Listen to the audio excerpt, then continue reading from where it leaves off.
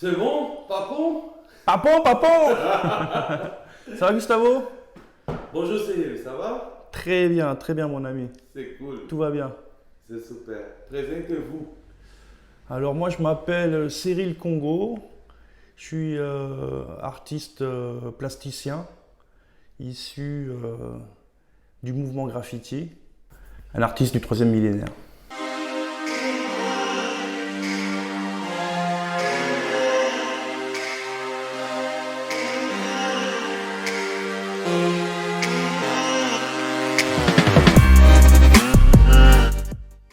Alors Congo aujourd'hui, il est géographiquement entre le sud-est asiatique et la France.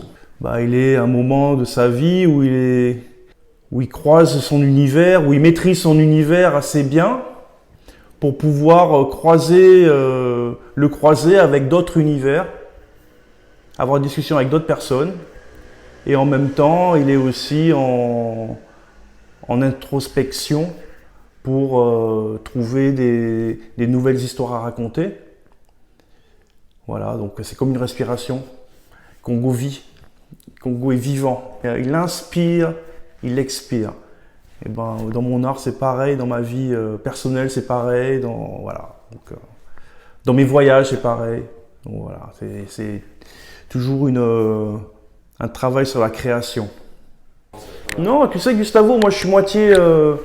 Mon père est vietnamien, ma mère est française.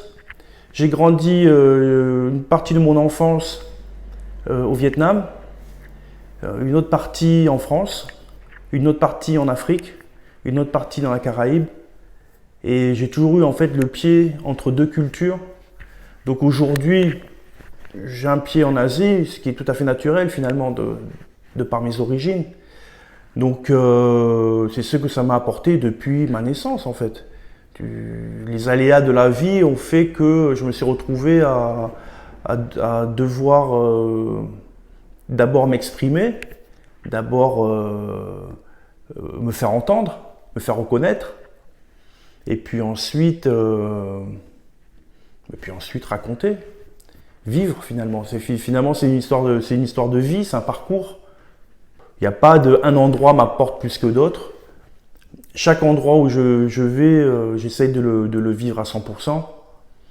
Quand je parle de le vivre à 100%, c'est-à-dire de m'inspirer le plus possible de ce qui m'entoure, de favoriser les rencontres et faire que ces rencontres soient enrichissantes pour l'autre comme pour moi, quoi. Alors mes galeries, écoute, il m'est arrivé une histoire formidable. Moi je suis parti du Vietnam, j'avais 6 ans. Je suis parti du Vietnam comme réfugié politique. Je suis arrivé en France avec rien du tout. Et je parlais à peine le français. Donc pour m'exprimer, j'ai toujours dessiné, etc. Le Vietnam m'a rappelé naturellement, quand je parle du Vietnam, le pays, mais aussi la culture, mais aussi les gens, mais aussi l'énergie. Et je pensais vraiment pas y retourner comme ça, quoi. Ça fait plus de 20 ans que je vais en Asie, dans plein d'endroits, mais chaque fois j'évitais le Vietnam. Et il y a 3 ans, j'ai été invité là-bas et j'ai eu envie d'y ramener un peu ce que j'ai pu apprendre ou vivre en Europe.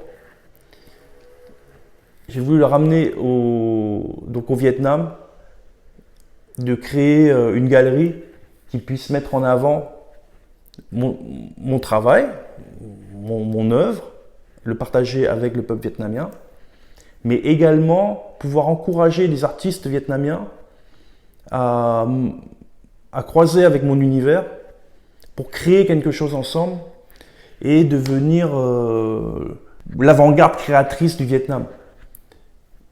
Parce que c'est un peuple qui est très jeune, avec énormément de talent, avec plein d'artistes qui n'ont pas forcément l'opportunité de pouvoir voyager, de montrer leur œuvre à travers le monde. Et voilà. Donc, écoute, il y a de tout, il y a à boire et à manger. Déjà, on ne parle plus de graffiti, on parle de street art. Je pense rien de particulier par rapport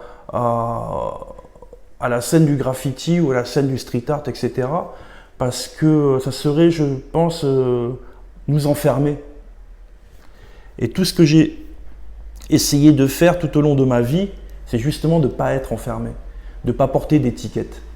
Alors évidemment, j'ai été décrié pour plein de raisons, mais je m'en moque. Finalement, l'idée première, c'est de te remplir toi et d'être en accord avec ton cœur et pas être en accord avec des codes, avec une société ou des lois qui te sont imposées, quoi. Moi, je le fais humblement à ma façon. Donc franchement, je ne saurais pas te répondre. Qu'est-ce que je pense de la scène graffiti et street art? Il y a à boire et à manger, il y a des gens qui m'émeuvent, d'autres moins, des gens que j'aimais énormément et que j'aime beaucoup moins aujourd'hui, des gens dont je suis content que leur carrière reprenne plus de reconnaissance et de force. Voilà, mais je pense que chacun doit faire son chemin, chacun a sa vision. Et ce serait même réducteur. Je trouve que c'est réducteur d'appeler ça street art ou graffiti. Enfin, de mettre des étiquettes. Je pense qu'on est tous des créateurs et on doit faire notre chemin. Alors, tu sais, Gustavo, en ayant grandi à Paris, tu as toujours été entouré par la mode. Les plus beaux Fashion Week se trouvent à Paris. À une époque de ma vie, je vivais entre Brazzaville et Paris. Et à Brazza, moi j'habitais à Bakongo, qui était le cœur, le cœur de la société des influenceurs, des personnes élégantes, les sapeurs. Et à l'époque, ça me faisait vraiment rigoler. Mais les premiers noms de marques, j'ai entendu par les sapeurs congolais, quoi. Et puis finalement, j'ai laissé ça comme ça et j'ai eu la chance, en étant à Paris, de rencontrer des gens comme Lamine de chez Exoulibet, qui a fait il y a plus de 10 ans déjà des défilés avec du graffiti. J'ai vu Jean-Paul Gaultier qui a fait aussi des défilés en reprenant des photos de graffiti dans la rue, des imprimés. Et puis je crois que la mode s'inspire plus de la rue que la rue ne s'inspire de la mode. C'est-à-dire qu'on se nourrit les uns aux autres. Et en étant parisien, je pense que ça vient quand même d'une façon logique. Bon, il se trouve que ça fait déjà assez longtemps que je pratique ma discipline et que j'ai eu la chance d'être approché par des gens de la mode que j'admire. Donc la discussion était facile en fait. Et la dernière super rencontre que j'ai eue était avec Monsieur Lagerfeld, le Kaiser. Et je comprends vraiment pourquoi c'était le Kaiser quand je l'ai rencontré, que j'ai eu la chance de pouvoir créer mes séries de tableaux chez lui, à Quai Voltaire, dans son atelier. Il m'a donné libre.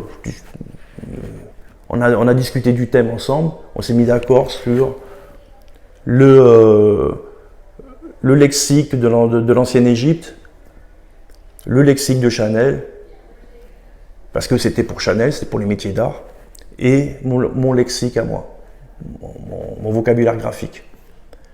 Donc moi j'ai pris ça naturellement, moi j'ai toujours en plus été très attiré, très fasciné par l'Égypte ancienne, avec les pyramides, tous ces multiples dieux. Moi j'adore les histoires, donc une fois que je suis rentré dedans, c'était... Et puis l'univers de Chanel est aussi énorme. Donc c'était super intéressant. C'est super intéressant, mais le plus intéressant était quand même de partager ça avec Monsieur Lagerfeld. Et c'était une période incroyable de ma vie qui est tellement enrichissante, tellement... chaque parole valait un livre, tu vois. Et c'est ça qui est intéressant. C'est pour ça que je me lève le matin. C'est pour ça que je respire. C'est pour ça que je suis dans la création. Pour justement avoir des rencontres comme ça. Mais pour avoir des rencontres comme ça, il faut déjà être un maître dans ta discipline. Il faut déjà maîtriser ta discipline et avoir une vision.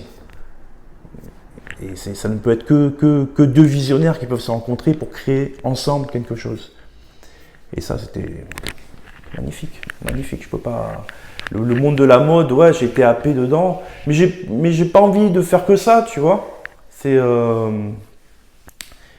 génial, mais c'est un monde très particulier.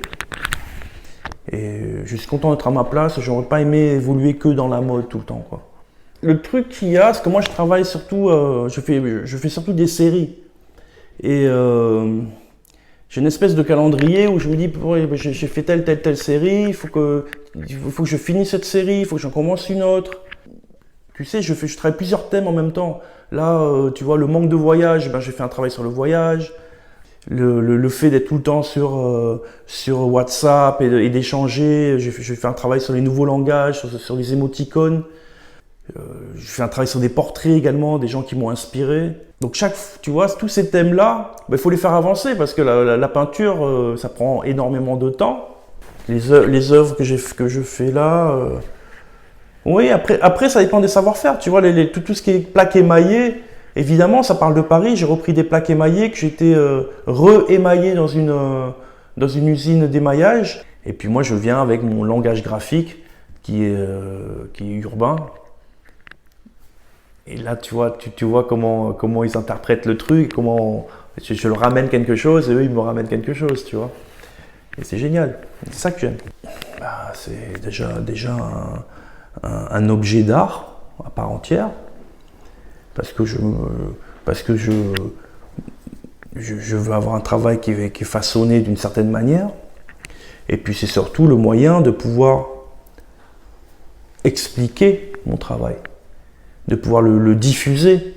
Aujourd'hui, ok, on a beaucoup de réseaux sociaux, mais ces réseaux sociaux, on peut pas vraiment s'expliquer. On parle en des phrases très courtes, c'est surtout du punchline, tu vois, qui va accrocher des gens. Le livre, c'est un travail en profondeur.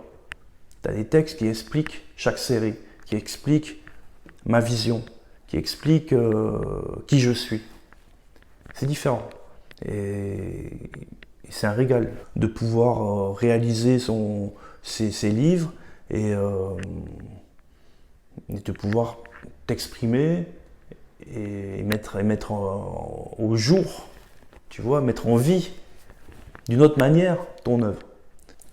C'est une marque d'un certain sens, oui, mais je suis quand même toujours un artiste.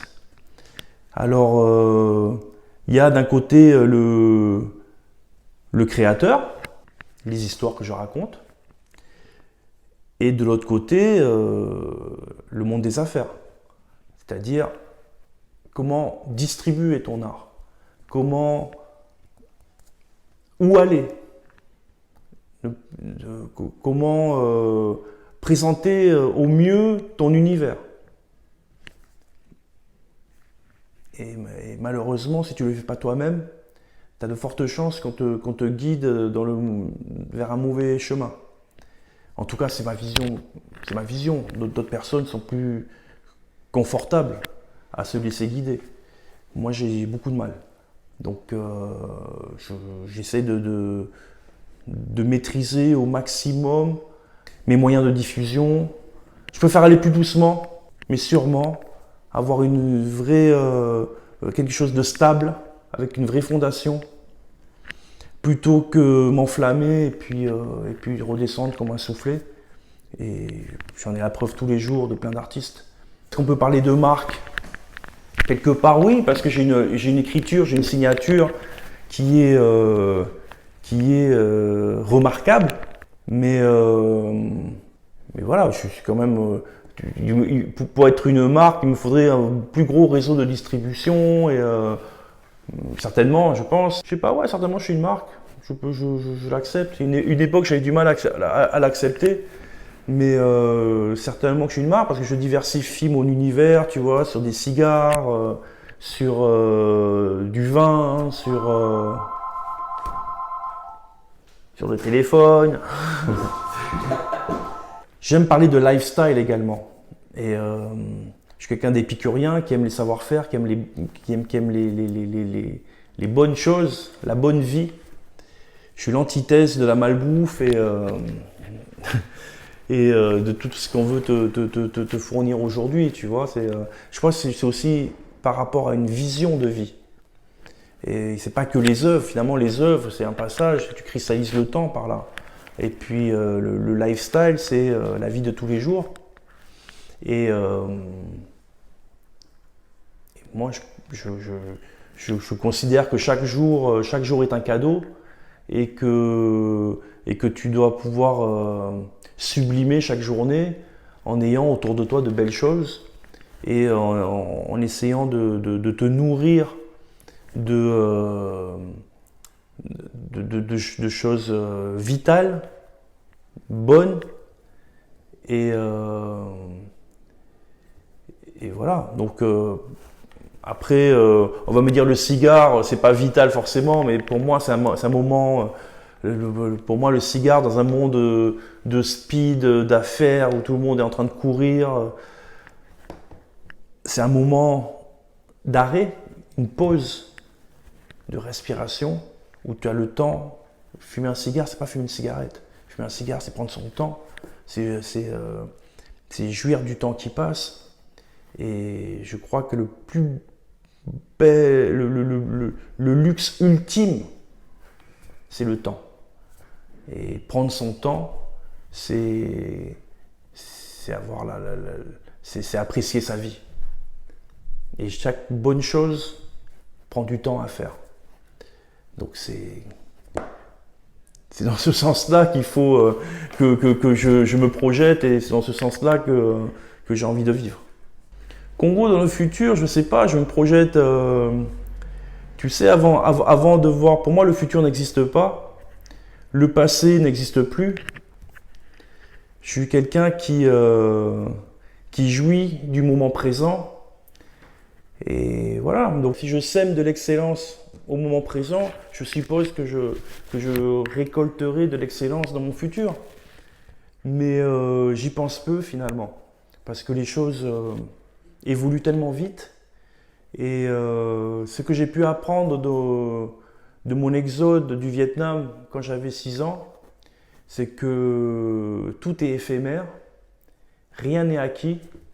Et la certitude que tu as d'acquis, c'est maintenant.